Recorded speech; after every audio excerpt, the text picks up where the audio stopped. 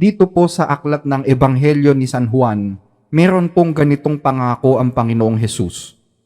Sa bahay ng aking ama ay maraming tahanan. Kung di gayon ay sinabi ko sana sa inyo, sapagkat ako'y paroroon upang ipaghanda ko kayo ng dakong kalalagyan.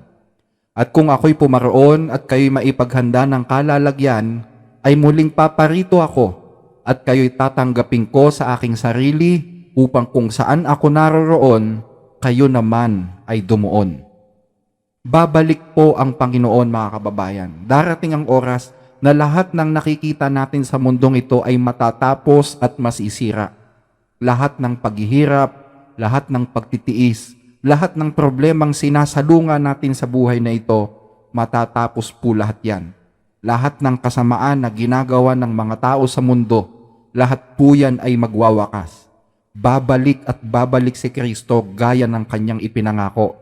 Hindi lang para hatulan ang mundong ito sa kanilang mga ginawa, kundi upang sunduin ang kanyang mga lingkod na sumasampalataya at sumusunod sa kanya ng totoo. Para kung saan siya nandun, doon na din sila mamalagi na kasama niya. Yun nga lang, nag-aalala po ako sa ating mga kaibigan na naniniwalang si Kristo ay tao lang. Kasi may mga tao naniniwala si Kristo tao lang eh. Alam niyo kung bakit? Kasi pagdating ng Panginoong Hesus, lahat po ng maliligtas sa araw na yon, ang tingin nila kay Kristo, Diyos. Diyos ang tingin nila kay Kristo. Pakinggan ninyo sa propesiya ni Isaiah, chapter 25, verse 8. Sinakmal niya ang kamatayan magpakailanman at papahirin ng Panginoon ang mga luha sa lahat ng mga mukha. At ang kakutyaan ng kanyang bayan ay maaalis sa buong lupa, sapagkat sinalita ng Panginoon. At sasabihin sa araw na yon, narito, ito'y ating Diyos, hinintay natin siya at ililigtas niya tayo. Ito ang Panginoon, ating hinintay siya, tayo'y matutuwa at magagalak sa kanyang pagliligtas. So papaano kung pagdating ni Kristo ay hindi ka naniniwala na Diyos siya? E di hindi ka kasama dito sa mga sisigaw na to. Hindi naman sinabi diyan, narito, ito'y ating Panginoon na tao. Hinintay natin siya. Hindi naman ganun eh. Pagdating ni Kristo, ang sasabihin ng kanyang bayan, narito, ito'y ating Diyos. Hinintay natin siya at ililigtas niya tayo. Ito ang Panginoon, ating hinintay siya. Tayo'y matutuwa at magagalak sa kanyang pagliligtas. So yun ang ipinag-aalala ko doon sa mga kamag-anak, sa mga kaibigan na ang paniniwala ay si Kristo'y tao lang. Anong isisigaw ninyo pagdating ng Panginoon? So, ano pa susunod na mangyayari? Ang sabi dito sa unang Tesalonica, chapter 4, verse 16, sapagkat ang Panginoon din ang bababang mula sa langit, na may isang sigaw, may tinig ng arkanghel at may pakakak ng Diyos. At ang nangamatay kay Kristo ay unang mabubuhay na muli. Kung magkagayon tayong nabubuhay na natitira, ay aagawing kasama nila sa mga alapaap upang salubungin ang Panginoon sa hangin at sa ganito'y sa Panginoon tayo magpakailanman. So yung sinabi ni Kristo sa kanyang mga alagad, kung ako'y pumaroon at maipaghanda ng dakong kalalagyan para sa inyo, muling paparito ako upang sunduin kayo kung saan ako naroon, kayo din naman ay dumuon. Sabi ni Pablo, ang Panginoon ay bababang mula sa langit. So, kinukumpirma ni San Pablo yung binanggit ng Panginoong Hesus na siya talagang babalik. Pero ang tanong, sino po ang kausap ni Apostol Pablo dito, mga kababayan? Dito sa sinabi niya, sapagkat ang Panginoon din ang bababang mula sa langit, may isang sigaw, may tinig ng arkanghel. Sino po ang kausap ni Apostol Pablo dito? Ang kausap niya dito, mga hentil. Mga hentil na Kristiyanong taga-Tesalonika. At dito sa mga hentil na ito sa Tesalonika, ang sabi ni Apostol Pablo, ang Panginoon din ang bababang mula sa langit. Bababa si Kristo mula sa langit. At tayong nabubuhay na natitira ay aagawin nilang kasama sa mga alapaap. Kailan daw aagawin yung mga hentil na Kristiyanong kausap niya? Kailan po? Pagbaba ng Panginoon, aagawin sila. Bakit ko po ini-emphasize ito? Kasi may nagsasabi na yung daw pag-aagaw o yung rapture kung tawagin nila, magaganap daw ito bago dumating ang Panginoon. Sa palagay nyo, tama yon mga kababayan? Sa palagay nyo, harmony ba yon sa sinasabi ng nakasulat na binasa natin? Ang sabi diyan, ang Panginoon din ang bababang mula sa langit. Pagbaba niya, kung magkagayon tayong nabubuhay na natitira, ay aagawing kasama nila, irarapture sa mga alapaap upang salubungin ang Panginoon sa hangin. Malinaw diyan na pagkakasabi na ang rapture ay magaganap pagbaba ng Panginoon. So nagtataka ako dun sa ibang mga nangangaral dyan ng katapusan ng mundo na magaganap daw ang pag-aagaw o rapture before dumating si Kristo. So iba yung turo niya doon sa turo ng Biblia, mga kababayan. Kaya nga sabi ko sa inyo noon, mag-ingat kayo sa mga nagtuturo ng katapusan ng mundo dahil karamihan dyan kwentong imbento lang. So ano pang mapapansin natin dito? Ang kausap ni Pablo dyan ay mga hentil na Kristiyano sa Tesalonika. Therefore, ang dadatnan ni Kristo sa pagbabalik niya ay mga hentil na sumasampalataya. Sabi ko, sinong ibang mga nagtuturo, ang dadatnan daw ni Kristo is yung mga Hudyong sumasampalataya. Dahil yung mga hentil daw na believer ay na-rapture na bago pa siya dumating. Sa palagay nyo, in harmony yun dun sa binasa natin? Malinturo po yun, mga kababayan, di po yun totoo. Maliwanag yung nakasulat, pagbaba ni Kristo, magaganap ang pag-aagaw o yung rapture, both sa mga bubuhayin muli at dun sa mga natitirang buhay na ligtas pagdating niya. Ngayon, pagdating ng Panginoong Hesus, eding tuwang-tuwa yung mga naghihintay sa Kanya. Sisigaw sila, narito, ito'y ating Diyos. Hinintay natin siya at ililigtas niya tayo. Tuwang-tuwa sila eh. Kasi, alam nyo, grabe yung persecution na dinadanas nila sa kamay ng Antikristo sa mga panahon na yan. That's during the Great Tribulation. Pinapahirapan sila ng Antikristo. Habang ang mundo ay binabayo ng 7 huling salot ng Diyos, pinag-iinitan naman ni Satanas yung mga tunay na sumasamba sa Diyos. Dahil nga hindi sila tumanggap ng mark of the beast, so galit na galit ang dyablo. At yung babaeng patutot na kasama ng mga gobyerno dito sa lupa, ang ipinangangalandakan nila sa mga tao, yun daw mga hindi tumanggap ng mark of the beast, sila ang rason kung bakit sinasalot ang mundo, kung bakit daw may mga salot na dumarating. Kasi nga, binabayo nga ng 7 last plagues ang earth during the Great Tribulation. So, isinisisi yun doon sa mga taong hindi tumanggap sa mark of the beast. Hindi nagpatatak yung mga tunay na sumasamba. And that's the reason why they were being persecuted. They are being blamed for the plagues that's coming on earth during this period. So, these people will definitely suffer persecution. Hindi lamang sa kamay ng gobyerno, kundi ganun din sa kamay ng mga tao dito sa mundo. At pati sa mismong kamay ng mga kamag-anak nila. Ang sabi ng Panginoong Hesus dito sa aklat ng Lucas 21:12, datapwat bago mangyari ang lahat ng mga bagay na ito, ay huhulihin kayo, pag-uusigin kayo, na kayo'y ibibigay sa mga sinagoga at sa mga bilangguan, na kayo'y dadalhin sa harapan ng mga hari at mga gobernador dahil sa aking pangalan. Datapwat kayo'y ibibigay ng kahit mga magulang at mga kapatid at mga kamag-anak at mga kaibigan, at ipapapatay nila ang iba sa inyo, at kayo'y kapopuotan ng lahat ng mga tao dahil sa aking pangalan. So, marami sa kanila papahirapan, ipinakulong, ipinagpapatay, lahat ng klase ng hirap pinaramdam sa kanila. Kaya nga no choice sila kundi tumakbo at magtago sa mga bundok, sa mga kuweba, sa mga isla, kung saan pwedeng magtago para huwag silang maabot ng persecution. Pero siyempre, hindi naman sila pababayaan ng Diyos. Ibibigay ng Diyos yung kanilang mga pangangailangan, tubig na maiinom, pagkain na makakain. At pagdating ng Panginoong Hesus, magsisilabas sila dun sa mga kuweba na yon na pinagtaguan nila. At talaga namang maiiyak sila sa kaligayahan, mga kababayan. Bakit? Kasi makikita nila ang kagandahan ng Panginoon. Makikita nila, mararamdaman nila na ito na yung pagliligtas natin. Wala nang mang-aapi sa atin. Makikita nila si Kristo nakasuot ng puting lino at nakasakay sa kabayong maputi. Sinusundan siya ng libu-libong mga anghel ng Diyos. Tapos, ibabaling nila yung kanilang paningin dun sa mga cities. Alam nyo kung ano makikita nila? Makikita nila yung mga syudad, wasak lahat. Wasak, winasak ni Kristo. Yung mga bangkay ng mga masasamang tao, nakabalandra lahat sa lupa, pinagpepiestahan ng mga ibon. Ito, pakinggan ninyo ha. Dito sa hula ni Propeta Isaias, ang sabi po dito, siya'y maninirahan sa kaitaasan. Ang kanyang dakong tanggulan ay magiging muog ng malalaking bato.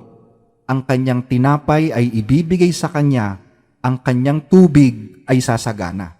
Tapos, pagdating ni Kristo, ano sabi sa susunod na talata? Makikita ng iyong mga mata ang hari sa kanyang kagandahan. Tapos, ano pa makikita nila? Matatanaw nila ang lupaing nasa malayong lugar. Hindi mo makikita ang mabagsik na bayan. Ang bayan na may malabong pananalita na hindi mo nauunawaan, nauutal sa wika na hindi mo maintindihan. Nakita nyo? Makikita nila yung mga cities na wala sira na wala na. Ganyan po yung senaryo pagdating ng Panginoong Hesus. Napakasayang araw niyan para sa lahat ng mga nagsihintay kay Kristo sa kanyang muling pagbabalik. Huwag po kayong maniwala dun sa mga nagtuturo na ang mga non-Jewish believer daw hindi daraan sa persecution. Meron kasi nagsasabi, yun daw mga Gentiles like mga Pilipino, mga Amerikano, mga Incheck, mga Russians, mga Arabo, mga non-Jewish believers, mga sumasampalataya kay Kristo pero hindi Hudyo, hindi daw sila dadaan sa persecution. May nagtuturo ng ganun Hindi daw sila dadaan sa Great Tribulation dahil na-rapture na raw sila before mag-Great Tribulation. Mali po yun. Hindi ganun ang turo ng Biblia. Ang sabi ng apostol na si Pablo, oo, at lahat na ibig mabuhay na may kabanalan kay Kristo Jesus ay magbabata ng pag-uusig. Lahat, walang exempted. Mapahudyo, mapa-Pilipino, mapa-Amerikano, kahit anong lahi, lahat ng ibig mabuhay ng may kabanalan kay Kristo ay magbabata ng pag-uusig. At sa huling wakas ng mundo, ang lahat ng sumasampalataya kay Kristo at sumusunod sa Kanya, magbabata rin ng matinding pag-uusig. Wala pang rapture sa panahong ito, kasi yung rapture magaganap pa yan pagdating ni Kristo. Magdadanas muna sila ng pag-uusig sa gitna ng Great Tribulation, mga kababayan. Pakinggan ninyo. Dito sa Apokalipsis 7:9, pagkatapos nito'y nakita ko ang napakaraming taong hindi kayang bilangin ni numan. Sila'y mula sa bawat bansa, lahi, bayan, wika. So merong galing sa Pilipinas, may galing sa US. Ano sabi? Nakatayo sila sa harap ng trono at ng kordero, nakadamit ng puti at may hawak na mga palaspas. Tinanong ako ng isa sa matatanda, sino ang mga taong nakadamit ng puti at saan sila nanggaling? Hindi ko po alam, tugon ko.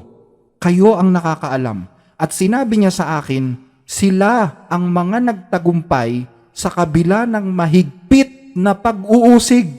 Nilinis nila at pinaputi sa dugo ng kordero ang kanilang damit. See? Napakaliwanag di ba? Nandito sila during the Great Tribulation. Wala pang rapture, di pa sila na-rapture. So mali yung sinasabi ng mga nagtuturo ng katapusan ng mundo na wala na daw yung mga non-Jewish believers pag Great Tribulation. Mali yun, wala sa Biblia yun, mga kababayan. So pagbalik ni Kristo, ano pa daw yung magaganap? Ulitin natin yung basa. Sapagkat ang Panginoon din ang bababang mula sa langit, na may isang sigaw, may tinig ng arkanghel at may pakakak ng Diyos. At ang mga nangamatay kay Kristo ay unang mabubuhay na muli. Ano po magaganap pagdating ng Panginoon? Yung pagkabuhay na mauli ng mga patay. Mabubuhay ulit sila. Magaganap ba yan after ng 1,000 years millennial period? Hindi. Magaganap yan pagdating ng Panginoong Hesus. Yung sinasabi nilang millennial reign, later pa yon, pagkatapos pa ng rapture yon. Hindi totoo yung turo na ang resurrection is magaganap after pa ng 1,000 years. That's wrong. Kung mapapansin ninyo yung sinabi ni Apostol Pablo, ang mga nangamatay kay Kristo ay unang mabubuhay na maguli. Pag sinabing unang mabubuhay, ibig sabihin merong pangalawang pagkabuhay. Merong first resurrection at merong second resurrection. Itong binabasa natin na pagkabuhay na maguli na muli ng mga patay, this is the first resurrection na magaganap pagdating ni Kristo. Yung second resurrection, yun po yung magaganap after ng 1,000 years. Kaya huwag kayong maniwala dun sa mga turo na nagsasabing lahat ng mga namatay, whether mabuti o masama, lahat bubuhayan after ng 1,000 years. That's wrong. Merong first resurrection na magaganap once na dumating si Kristo. So may nagtanong sa akin sa comment section, basahin natin yung kanyang tanong, ano? Ang sabi niya dito, bro, may tanong sana ako kung iyong marapatin.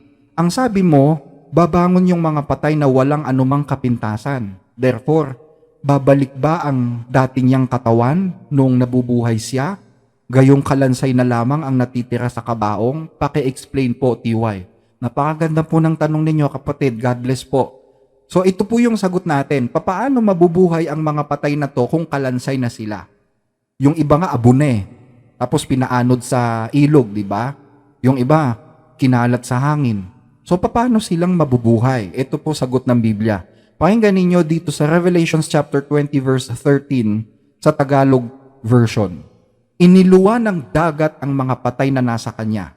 Inilabas din ng kamatayan at ng Hades ang mga patay na nalagak sa kanila. So, yung kamatayan at Hades na tinutukoy dyan, that's the other word or biblical word for libingan. So, iluluwa ng dagat yung mga namatay sa kanya. Iluluwa ng libingan yung mga namatay sa kanila. Tapos, ano susunod na mangyayari? Pakinggan ninyo dito sa Ezekiel chapter 37 verse 3. Kanyang sinabi sa akin, anak ng tao, maaari bang mabuhay ang mga butong ito? Ako'y sumagot, O Panginoong Diyos, ikaw ang nakakaalam. Muling sinabi niya sa akin, magsalita ka ng propesiya sa mga butong ito at sabihin mo sa kanila, o kayong mga tuyong buto, inyong pakinggan ang salita ng Panginoon. Ganito ang sabi ng Panginoong Diyos sa mga butong ito. Aking papapasukin ang hininga sa inyo at kayo'y mabubuhay. Lalagyan ko kayo ng mga litid, babalutin ko kayo ng laman, tatakpan ko kayo ng balat, lalagyan ko kayo ng hininga at kayo'y mabubuhay at inyong malalaman na ako ang Panginoon. Sa gayoy nagsalita ako ng propesiya gaya ng iniutos sa akin. Habang ako'y nagsasalita ng propesiya, biglang nagkaroon ng ingay. At narito, isang lagutukan. Naglalagutok yung mga buto. At ang mga buto ay nagkapit-kapit, nagkalapit-lapit, buto sa buto nito. Habang ako'y nakatingin narito, may mga litid sa mga yon. At ang laman ay lumitaw sa mga yon, at ang balat ay tumakip sa mga iyon sa ibabaw. Ngunit walang hininga sa mga ito. Nang magkagayon sinabi niya sa akin, anak ng tao, magsalita ka ng propesiya sa hininga at sabihin mo sa hininga, ganito ang sabi ng Panginoong Diyos. Manggaling ka sa apat na hangin o hininga at hingahan mo ang mga patay na ito upang sila'y mabuhay. Sa gayoy nagsalita ako ng propesiya gaya ng iniuutos niya sa akin. At ang hininga ay pumasok sa kanila at sila'y nabuhay at tumayo sa kanilang mga paa na isang napakalaking hukbo. So ano yung nakita ni Ezekiel? Nung nabuhay na yung mga patay, biglang nakakita siya, ang daming tao, parang napakalaking hukbo eh. Ano pa sumunod na nangyari? Nang magkagayon sinabi niya sa akin, anak ng tao, ang mga butong ito ay ang buong sangbahayan ng Israel. Narito kanilang sinasabi, ang ating mga buto ay natuyo at ang ating pag-asa ay nawala. Tayo'y lubos na nahiwalay. Kaya magsalita ka ng propesiya at sabihin mo sa kanila, ganito ang sabi ng Panginoong Diyos, narito, aking bubuksan ang inyong mga libingan at aking pasasampahin kayo mula sa inyong mga libingan o bayan ko at aking pauuwiin kayo sa lupain ng Israel. So ganyan po ang mangyayari kapatid sa pagkabuhay na mag-uli ng mga patay pagdating ni Kristo. At wala na pong kapintasan yung mga katawan na yan. Wala na pong sakit, walang sugat, kahit kulubot wala, kahit uban wala. Makikita mo yung namatay mong mahal sa buhay sa anyo niya noong malakas na malakas pa siya. Sabi ng apostol na si Pablo, sa isang saglit, sa isang kisap mata, sa huling pagtunog ng trompeta, sapagkat ang trompeta ay tutunog at ang mga patay ay mabubuhay na walang pagkasira at tayo'y babaguhin. Sapagkat kailangan na itong may pagkasira ay magbihis ng walang pagkasira at itong may kamatayan ay magbihis ng walang kamatayan. Subalit kapag itong may pagkasira ay mabihisan na ng walang pagkasira at itong may kamatayan ay mabihisan na ng walang kamatayan, mangyayari nga ang salitang nasusulat, ang kamatayan ay nilamon na ng pagtatagumpay. So masaya to mga kababayan, nakakasabik ito. Kung akala mo na hindi mo na makikita yung anak mong namatay, kung akala mo na hindi mo na makakasama yung nanay mo o tatay mong pumanaw dahil sa sakit, kung akala mo na hindi mo na makakasama yung kaibigan mong sumakabilang buhay, nagkakamali ka kapatid. Nangako ang Diyos na bubuhayin ang mga patay pagdating ni Kristo at ang pangako ng Diyos ay hindi mababali. Ang salita ng hari hindi mababali. So papaano pa kaya ang pangako ng Diyos? Pero ito po ay para sa mga maliligtas lang. Kung maliligtas ka, ligtas din yung mahal mo sa buhay na pumanaw, magkikita kayo, taglay ang katawang walang kasiraan na ipinangako ng Diyos. Pero kung hindi ka maliligtas at hindi rin ligtas yung mahal mo sa buhay, mabubuhay rin naman siya, kapatid, pero dun na siya sa second resurrection. Mabubuhay sila doon na parang mga zombie. Next time, tatalakayin natin yan sa ating Revelation series. Kaya, pagsikapan yung maligtas mga kapatid, mga kababayan. Napakaganda ng pangako ng Diyos sa mga umiibig sa Kanya. Huwag po kayong maniwala doon sa mga nagtuturo na hindi kailangang ibigin ang Diyos. Aral po yun ng demonyo, mapapahama kayo doon. Ngayon, yung iba, asang-asa na ligtas na sila. Sa akin lang yung ating mga kritiko, nagme-message sa akin, Pastor, ligtas ka na ba? Kasi asang-asa sila, ligtas na daw sila, sabi nung kanilang pastor. Kaya ako tinatanong nila, ikaw ba, nagtuturo ka, ligtas ka na ba? Alam nyo yung mga nagsasabi na ligtas na daw sila, sila pa yung magsasabi nung pagdating ni Kristo, sasabihin nila, Panginoon, di ba pinagaling ako ng milagro mo? Pilay nga ako nun Sumampalataya ako sa iyo, kaya pinagaling ako sa sakit ko. Isang ihip nga lang ni pastor sa akin, gumaling ako bigla Pero bandang huli, hindi pala sila ligtas. Bakit? Sabi ng Panginoon hindi ang bawat nagsasabi sa akin, Lord, Lord, ay papasok sa kaharian ng langit, kundi ang gumaganap ng kalooban ng aking Ama na nasa langit. Marami ang magsasabi sa akin sa araw na yon, Panginoon, Panginoon, hindi baga nagsipanghula kami sa iyong pangalan at sa pangalan mo'y nagpalayas kami ng mga demonyo at sa pangalan mo'y nagsigawa kami ng maraming gawang makapangyarihan? Kung magkagayon, ipapahayag ko sa kanila, kailanman ay hindi ko kayo nakikilala. Magsilayo kayo sa akin, kayong mga manggagawa ng katampalasanan. So yung asang-asa ka, naligtas ka na, hindi ka pala ligtas. Bakit? Kasi tinuruan ka ng pastor mo na huwag sumunod sa utos ng Diyos yung kalooban ng Diyos, yun nga yung utos niya sabi sa'yo, hindi na kailangan ka ng utos. Ligtas ka na. At ang mabuting gawa, basahan lang yan sa harapan ng Panginoon. Yan yung mga sinasabi nila Kaya ikaw, naniwala ka, hindi ka sumunod. Feeling mo, ligtas ka na. Pero hindi mo alam na yun pala yung rason kung bakit balang araw itatakwil ka ni Kristo. Pero alam nyo, dito kayo mabibigla May tao, akala niya hindi siya ligtas. Pagdating ng Panginoong Hesus, talagang iiyak siya dahil anumang oras, alam niya sa sarili niya na hindi siya ligtas Anumang oras, pwede siyang patayin ni Kristo kasama ng ibang masasama. Pero alam nyo, biglang tinawag ni Kristo yung pangalan niya at isinama siya sa rapture. Sa palagay nyo, bakit siya isinama? Pakinggan ninyo.